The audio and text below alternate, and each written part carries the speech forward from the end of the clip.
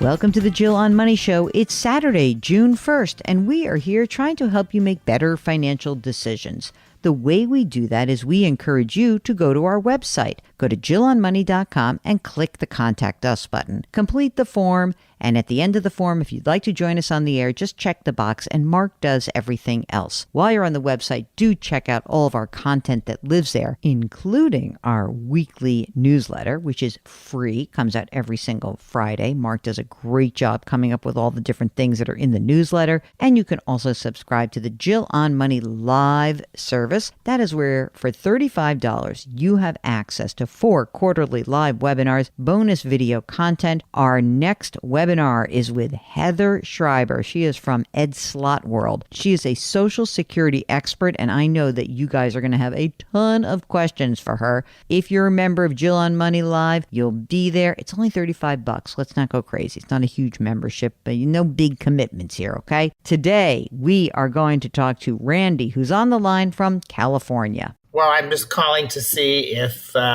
we're on track to have enough or more than enough money and assets as I'm approaching retirement. Okay, great. Well, let's do a little bit of the information. So how old are you, Randy? I am 65. You sound very spry for 65. And who's your we? Who's the partner spouse there?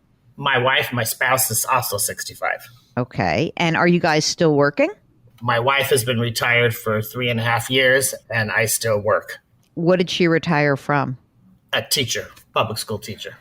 I got to tell you something, Mark. I don't know why we ever chose mates who were in financial services when we should have chosen mates who were in education, because I'm guessing that wife has a nice pension. Am I right? Yeah. Yes, she does. We'll get to that in a second. So you're still working, though, right?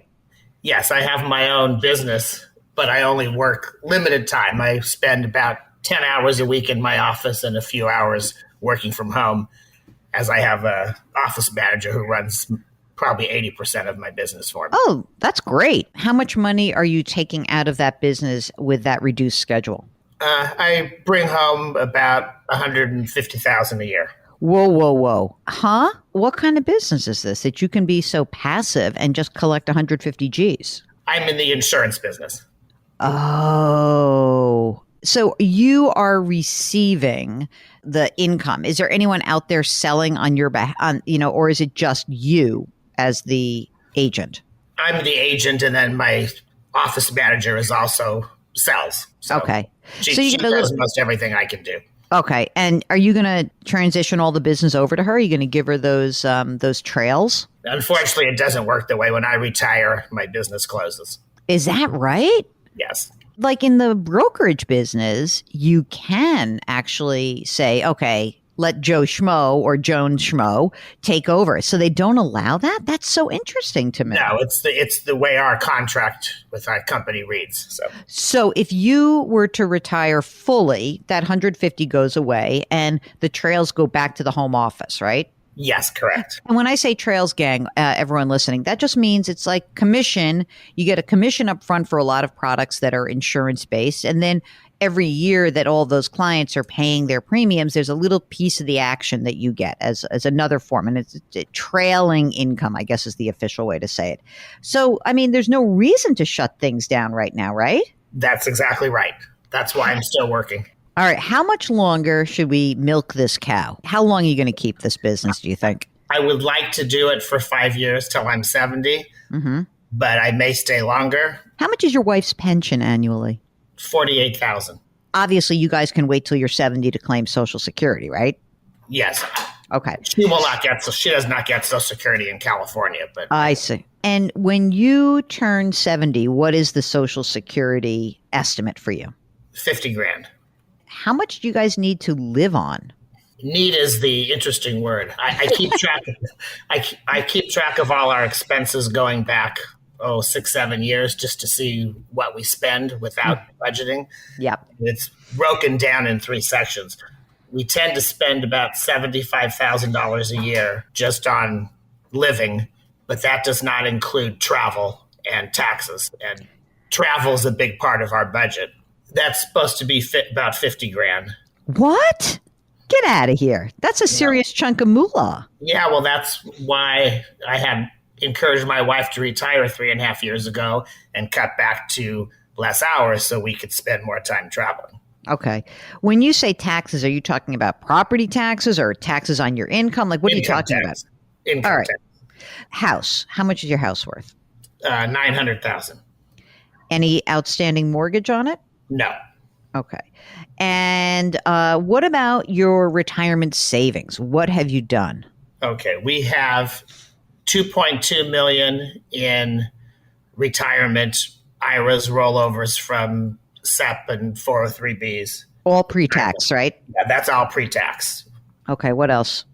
$100,000 in Roth IRAs and HSAs, which we've just recently been able to establish. Mm-hmm. And then about 670,000 in taxable brokerage accounts. Okay. Do you have any grown kids out floating out there? Yes, we have 3 children between 35 and 39, all grown and independent and doing very well. Can I ask you a dumb question? What's the problem here? You got tons of money. You're in great shape. What's your issue? Some of the issue is I've done some of the Monte Carlo simulations online. Yeah. And I'll put the same information in, and one will say you have a 90+% chance of never running out of money. Other ones say 70% chance. Well, that's ridiculous. Well, You're not running out of money. You're not running out. First of all, you're not going to spend 50 grand on travel every year for the next 25 years. Let's just say, for argument's sake, right, that her pension and your Social Security are basically enough, even if it, when those two pieces are taxed, will pay your basic living expenses, right? So then you've got about $3 million that you've got to then use as your slush fund.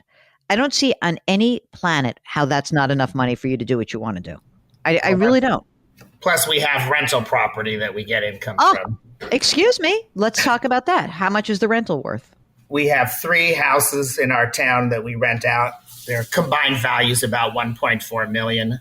Oh my God, this is crazy. And are there mortgages outstanding on those? No, they're all paid for.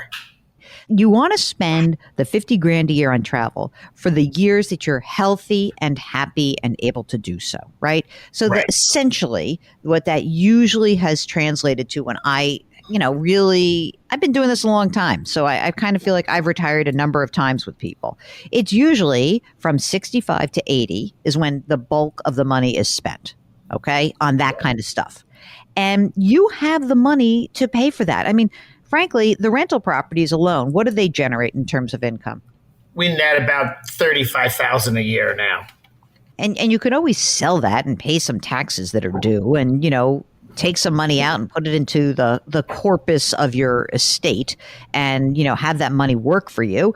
I mean, there's no problem here. There's absolutely no problem. And so I get that you're a total do-it-yourselfer because, no normal human being says, oh, I've run several Monte Carlo scenarios. 85% of the people listening are like, what on earth is she talking about?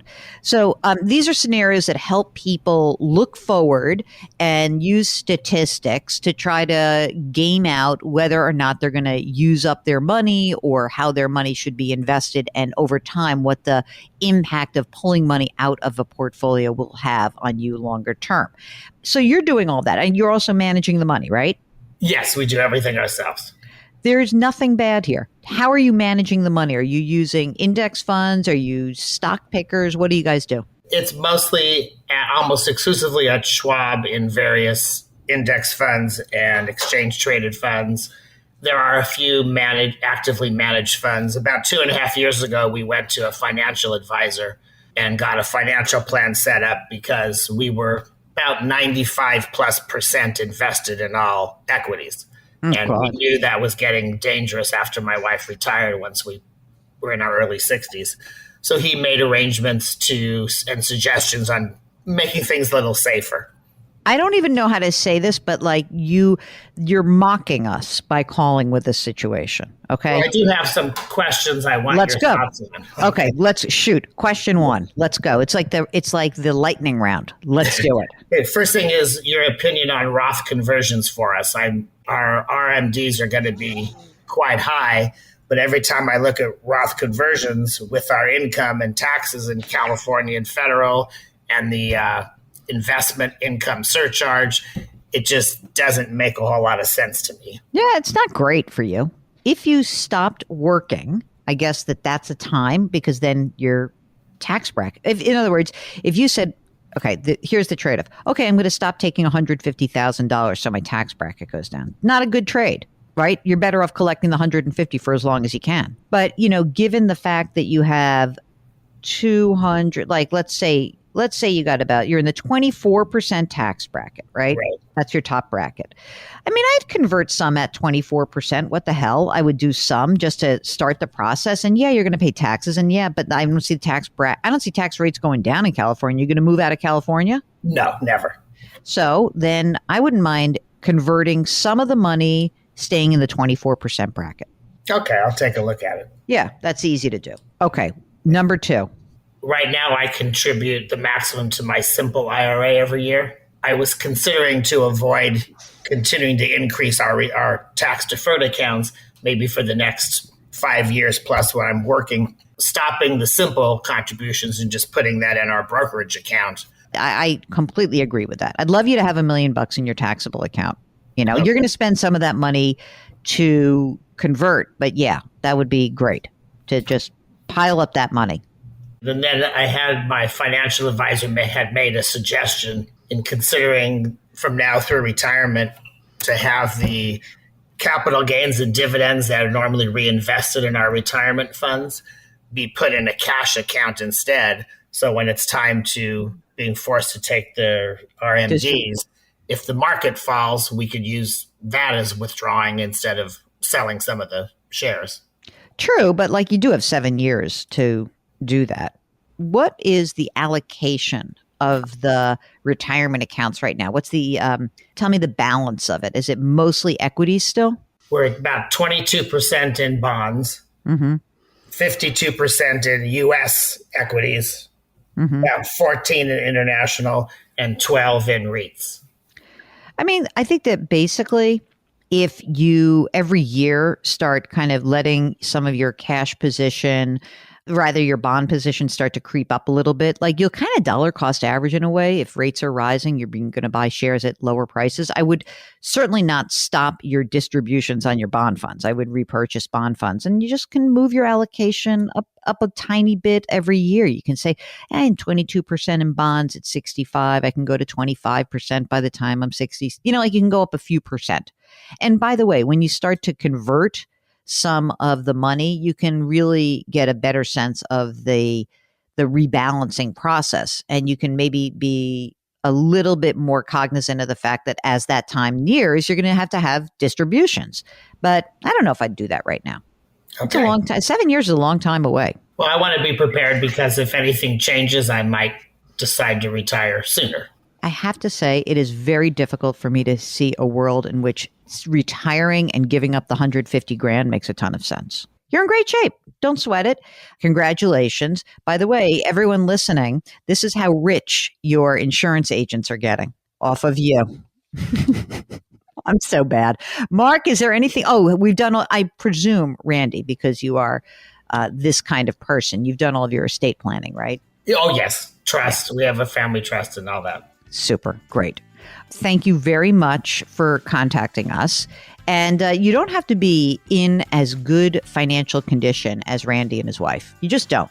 But if you have questions, you have concerns, you want to just sort of float some ideas by us, all you need to do is go to our website, JillOnMoney.com, and click the Contact Us button. While you're there, don't forget to check out the YouTube show, Jill on Money, powered by The Compound. It's a lot of fun. We're experimenting with a lot of video stuff. You can subscribe to us on the Odyssey app or wherever you find your favorite podcast. Put your hands metaphorically on someone's back, change your work, change your wealth, change your life. Thank you for listening, and we'll talk to you tomorrow.